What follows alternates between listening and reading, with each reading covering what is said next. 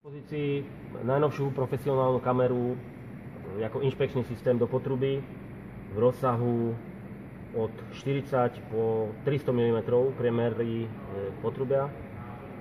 Je tu taká najvyššia vlastne kvalita ohľadne monitora, svietivosti, pamäťových vecí. Čiže je odnímateľný displej, dotykový, so systémom vlastne ikon, veľmi jednoduché ovládanie. Je tu napevno inštalovaný 30-metrový bubon s káblom. Je možnosť osadiť dvomi hlavami. Táto hlava s dvoma vlastne radmi diód je väčšia až do tej 300, od 100 do 300. Dá sa tu vlastne dať hlava menšia, 30-ková, ktorá je na tie menšie priemery. Dá sa vlastne osadiť namiesto tohoto veľkého bubna minimodul, ktorý je práve na tie 40-kové veci, ako je pisoár, kuchyne.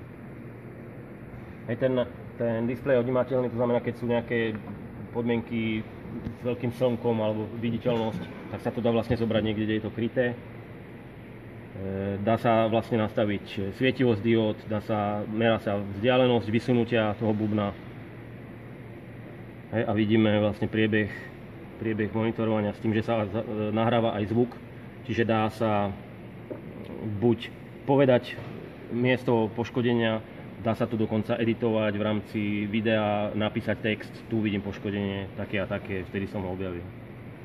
Aj dá sa uložiť fotka, dá sa uložiť video, dá sa dokonca približovať obraz v mieste poškodenia a potom sa dá listovať fotografia.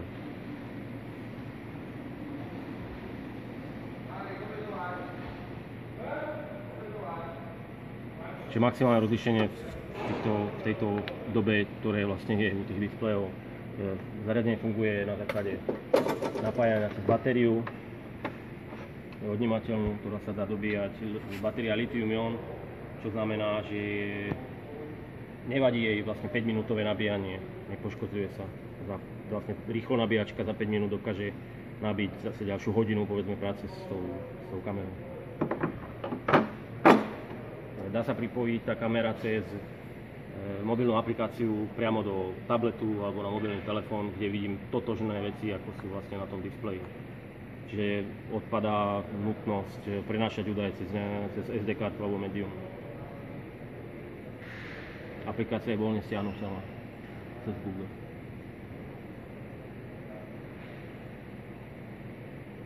Kamera v tom segmente oproti konkurencii má všetky tie parametre a navyše ešte aj toto robustné prevedenie s rámom, že sa dá bez problémov nosiť v jednej polohe, v druhej polohe. Dá sa chrániť v nejakom prostredí. Kábel sa dá uchytiť, aby sa nevysúval nejak sám, dá sa uchytiť jeho poloha.